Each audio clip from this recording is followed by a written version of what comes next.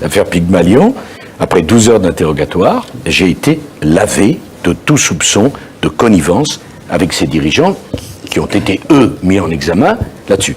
Alors, l'affaire des comptes de campagne, c'est autre chose. Mes comptes de campagne, à juger le Conseil constitutionnel, ont été dépassés. J'ai payé moi-même la pénalité de 340 000 €. Et je suis le premier candidat dans l'histoire de la République qui n'a pas touché un centime d'argent public, puisque les 12 millions n'ont pas été remboursés. J'ai dû faire ce que vous vous en souvenez, on a appelé à l'époque le sarcoton, ce qui fait que je n'ai rien coûté aux contribuables. J'ai assumé mes responsabilités. Mais dans l'état de droit français, quand on a été sanctionné une fois par le Conseil constitutionnel, on ne peut pas l'être une seconde fois. Bon, voilà exactement le problème.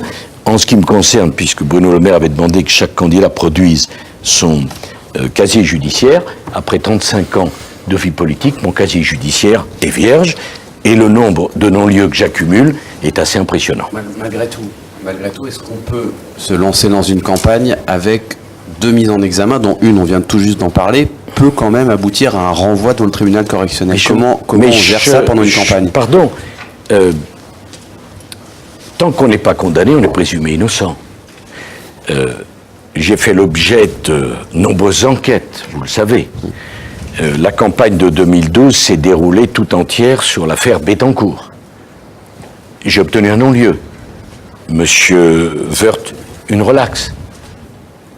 Qui me rendra mon honneur, monsieur? Quand j'ai eu le non-lieu, vous en avez parlé, c'est vrai. Mais voulez-vous que je compare la pile des articles qui me suspectaient et les 2 articles qui m'innocentaient? Donc, moi, je dis aux Français, si j'avais quoi que ce soit à me reprocher, je n'aurais pas été candidat. Voilà. Et c'est ça qui compte. Et vous savez, je ne connais pas beaucoup de Français qui ont été aussi examinés sur toutes les coutures comme moi. Et au final, qu'est-ce qu'on a trouvé? Rien. Ça devrait vous interpeller les uns et les autres. Tous ces moyens et toutes ces enquêtes, et à l'arrivée, quoi? Rien. Je suis persuadé que ça continuera.